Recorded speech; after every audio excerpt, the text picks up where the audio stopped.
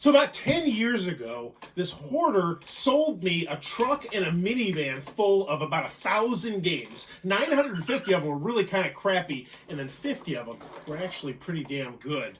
Which one will Jumbalaya be? It's the 950. Let's talk about it.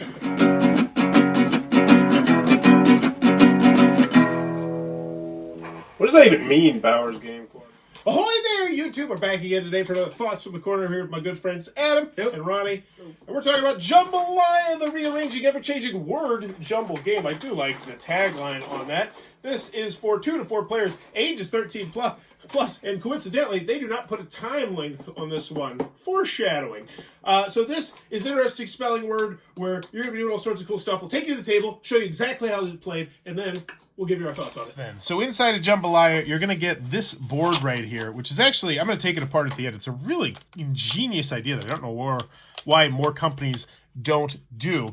But to start off, you're going to have, I believe it is 27 letters that you're going to get out of this nice little bag here, and you're going to randomly put them in here. You'll also notice some of them have double letters like ch and st. You'll throw those in there as well.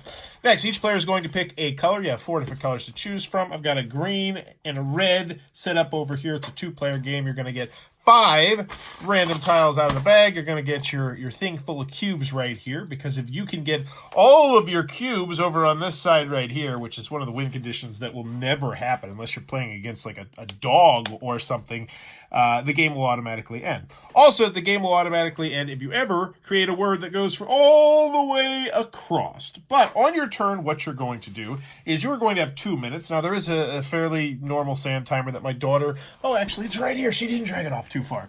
That you'll set, and you'll have 2 minutes in order to do one action on your turn. So the first thing you can do is you can just get rid of any number of your letters and get new letters if you really, really hated your letters, and that would end your entire turn. Not something you typically want to do because you want to start taking control of the board. So how you're going to do that is by building words. You're going to use one of the 9 rows here to either shuffle, add and shuffle, trade and shuffle, or add, trade, and shuffle, which sounds like a lot, but really there's only 3 main actions. First thing you can do is you can just add a letter out here. I don't think, we don't have an easy one right here, so let's just cheat. Let's pretend it's green's turn, and let's pretend that, oh, green's about to take their turn, and they have this T, E here, they could add. That would be adding. We've added to one of those, and now we have control of this right here, and if we have our green cube here at the end of the game, we're going to get points for how long this word is. However, most likely, someone is going to take that from us throughout the game. Next thing we're going to do is we're going to draw back up to 5 tiles. You will always end your turn with 5 tiles on your little plastic holder right here. Then it's going to go to the next player clockwise around the table. So I've shown you how to add, but let's tell you how to shuffle. So we could just say, our letters all suck. We can't make anything, but you know what? I'm going to just shuffle this row right here, and we're going to turn agba into bag. We didn't actually add anything to it, but we did shuffle, which means bada boom, we've taken control of this. We don't draw any additional tiles, and our turn is over. You're saying, why would you want to do that? Well, because we still got at least one of our cubes out, which is nice. The rule is you can never subtract from a word. They will always either be staying at the same length or they will be getting longer every single turn. And that's crucial because once you've done a certain thing, that's when it'll trigger Jumbalaya, which we'll talk to a little bit later. So we talked about add. We've talked about shuffle, but you can also add and shuffle. So let's see. I'm going to take 2, and you can take up to 2 letters. You're essentially allowed to use up to 2 of your tiles per turn. So for this one, we don't actually need to shuffle, but I'm just going to do this, and we're going to put this here to say, what is this? Well, I've added, and now I'm going to shuffle, and we're going to turn this into baggy. Now, if you ever have a challenge, you can also challenge someone else's word. It's like the English dictionary one.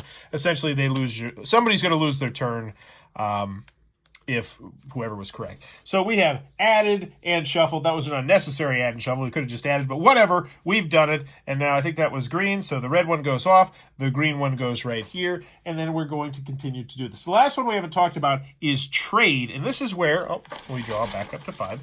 Last one we haven't talked about is trade, which is where you are going to put some letters out and you're going to take some letters back.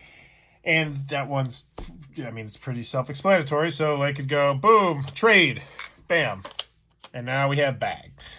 The big thing to know is you can pretty much do all three of these kind of willy-nilly. Add, trade, and shuffle. In just about any combination. It's relatively free-form what you can do in the center as long as you're only focusing on one word.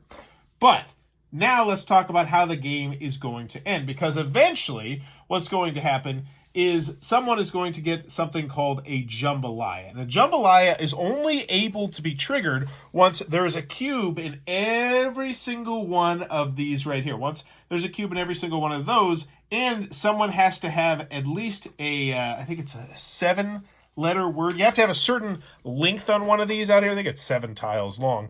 Then everyone at the table can start looking for what's called a jambalaya. Now, this is kind of an interesting one. I'm actually going to show the example right here, where essentially you are going to try and spell out a 7, 8, or 9-letter word using all these going from the top to the bottom. Now, the catch is you can also skip some rows. Like in this one, they skip the joyous and they skip the change. So you're essentially going to be looking at all the ones. You're like, all right, let's see. So I got oh, so I skipped this one, I skipped that. So you're trying to find that not only during your turn, but during other people's turns. So once you get to the point where someone can have a jambalaya, it's really quite interesting because it becomes a much more thinky game even when it's not your turn as you're trying to find the jambalaya. But eventually, what's going to happen is someone's going to get all their cubes over here, which will never happen, as I mentioned, unless you're playing against some kind of farm animal. Or someone makes a 10-letter word, at which point they're going to get 20 bonus points, which is a huge chunk of points for that word. Or someone gets a jambalaya. That doesn't mean they immediately win the game, though. How it works is you're going to get points for how long your words are by looking over here. You'll also get bonus points if you're the person who called the jambalaya, and you'll get a bonus point if you used one of these. And whoever has the most points, whichever color has the most points at the end of the game, will be the winner of jambalaya. And that, in a nutshell, is how the game is played.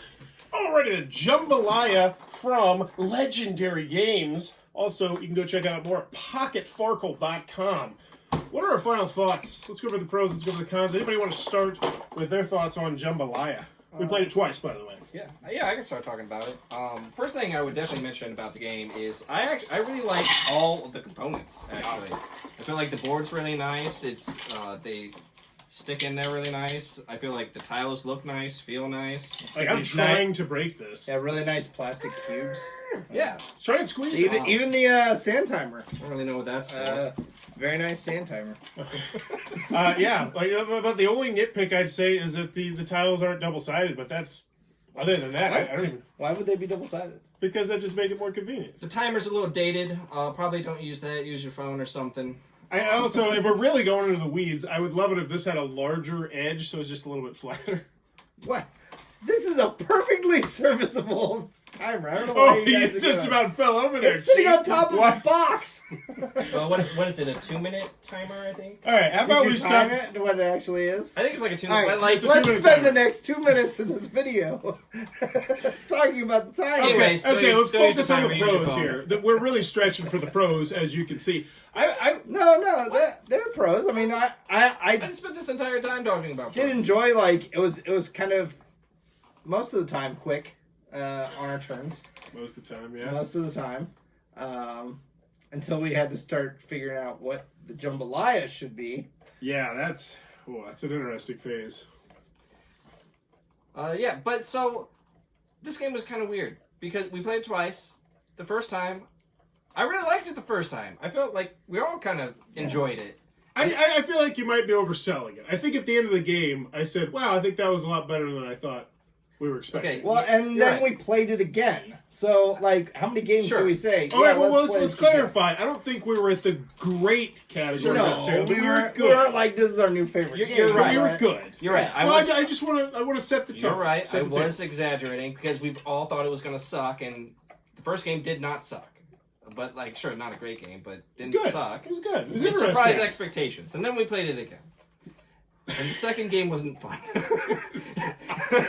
Yeah, I don't. Something about the letters that just came out different. It was so much harder. It dragged forever. Forever. Yeah. I mean, only Took 2 minutes forever. per turn. Yeah. Yeah. And there's no way to prevent it, I imagine, just because it was just the random letters that came out. Yeah. Yeah, it's like you couldn't like rush other people. Like you couldn't play your turn fast to make their turn shorter. And then it gets a little weird because once you're able to make a jambalaya, then it's like you sort of need to put a lot of brain power behind getting the jambalaya. And if it's just not there, then you're wasting a lot of brain power. You know, not coming up with a word, trying to get the jambalaya. And that second game we played, there just wasn't a freaking 7-letter word that came up for a very long time. Now, do you think that second game might have also been worse because we knew what we were doing and we were playing it more strategically? Well, because here's why I ask. Well, both the jambalayas came after that person played their turn. Like, it was immediately, oh, here's my turn, boom, here's the jambalaya. Yeah. So I think maybe we were a little more forward planning. No. True. Okay. No, I played a lot more defensively the second time. It's like, I'm just, they made that word, I'm going to steal that word. Which would slow the game down, right? I mean, but it's inevitable. It's going to happen, most likely. Here's my biggest comment. Yeah, luckily that first game, we were able to find a jambalaya, like, very quickly, and the game ended in an appropriate amount of time, and, you know, it was an enjoyable game. Yeah. But the second one was not. Also, I think the rules could have been more succinct. Yes, the rules are very weird. They do this thing where it's like, here's the goal of the game. And it's like, oh, I can just skip. No, you can't skip that. You need to read the goal of the game because that's actually got an essential rule to it. And it's just, it could have been better. Yeah, they it's could not have said, terrible. Use up to 2 tiles, don't make words shorter. Like, they could have that's all streamlined it a good deal. They made it overly complicated. I would agree with that because I remember reading this. It's just like, man, wow, this feels like it should be so simple. Yeah. I really felt like that's a nitpick on the rules, but Nitpick it. well, it should be that you always have to make the word longer, rather Yeah. than just reorganizing a word. That would speed up the game potentially, but it might also slow down the game as more people took more of the 2-minute timer. I think it would overall speed it up. At minimum, you shouldn't be able to rearrange a word and then rearrange it back. Because, like, the rulebook does not address that situation. It's not 100% clear. It's one of those ones where I think you could read it either way. Well, it was like a situation where I made a word, and then it got rearranged 2 other times, and then it got sent back to the original word. So, like, is that... Going back to the original world might be illegal, but it also might not. It depends on how you read the rules. Because it's 2 tags away. Well, that also then becomes like a memory game. Also, like, yeah. That everybody has to remember every single word. words ago. Which easily fixed by saying it has to be a longer word. Yeah. Here's my biggest rule that I always think of when I'm reviewing a word game. To see if it's a good word game or just not. And for me, that is, if there is enough in the game so that someone with less spelling skills has the opportunity to beat someone with more spelling skills. And I don't think this game has anything to help that in any way, shape, or form. Nope. Which doesn't necessarily make it a bad game. It just makes it a lot more hard to have a good time with this game because everyone needs to be on an even playing field skill-wise. Because if you're not, you get laughed at. Like I did. I got laughed at a couple times. And that's fine. It's part of the game. It's fun. Like, I'm forced to do this stupid crap. Because, like, I don't know what else to do. I'm not good at spelling. The word, like, literally just coming up with 7-letter words was so hard for me. It's just because you're just like, 1, 2, 3, 4, 6. 1, 2, 3, 4, 6. That being said, I think it has a lot of cool ideas. Not a lot. It has interesting ideas. It has a really stupid, pointless, numerous different ways the game can end. Endgame triggers. I love numerous endgame triggers, even though one is never going to happen ever, because you would have to completely dominate the board. You would need to play against someone who's illiterate, I think, in order for it to happen. Is that fair? Yeah. Pretty close. Or they're just giving up. Which maybe happens. Like, no, we're playing this out. Alright, so here's the question I ask in every one of these videos. I think I know the answer. If I were going to hand this to you, would you want it for free, Ronnie? Go put it in your car. Ooh, are you and Haley on the same wave of, like, skill level? I'd maybe take it, but I probably wouldn't keep it. Maybe. Alright. Because, I mean, Haley likes my wife, she likes word games, so I'd probably, like, show it to her, and then she probably wouldn't like it, and then I could throw it away, and then I could see, I do throw away games. But would you want to keep some? Man, I want to keep some of these components. That's so nice. Just for other Like, stuff. these just be good for other games. Yeah. Alright. I mean, I wish that I wanted to keep it because I did enjoy my time with it, but no, it would never get played. It would never get played. I am super excited because every time we do one of these videos on one of these old games, it generally means I get to get rid of it. So no, hell no, I'm not keeping this. Even though I am going to strip it down for parts. If you are, if you're looking at this one in the thrift shop or whatnot, and you were looking for components, this one's got some nice components. And also, I want to give a shout out for this. Did you talk about this? I said it was a nice board. Yeah, but I want to actually show how it works. It's really cool. It's this plastic lining inside of here, and so everything is held flush in here. And more games need to take this idea. This is really stinking cool. Because it seems like a cheap way to do like a custom game board. Have you ever seen another game do this? Let me know in the comments below. But that is Jumbalaya, the rearranging, ever-changing, word-jumbling game, which they did trademark, so don't use it. If you enjoyed the content, please be sure to click on that subscribe button down below. And in the comments below, let me know what's your favorite spelling game of all time. Letter Jam. Oh, that's a good one. Non-co-op, I'd probably say Letter Tycoon, because it does exactly what Forrest said. Someone who is not as good of a speller can certainly win the game. But it's still a spelling word game, so I think that's pretty neat.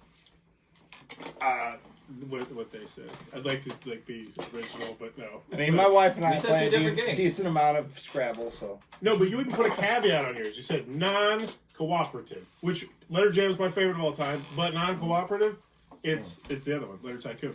But let me know in the comments below, what's your favorite spelling game of all time? As always, thanks for your time, YouTube. Bye-bye. This video is brought to you by all of my amazing Patreon supporters, and I would love it if you would join their ranks and have your name immortalized in the end of many of my videos for the end of time. But consider for only $1 a month, and as always, thanks for stopping by.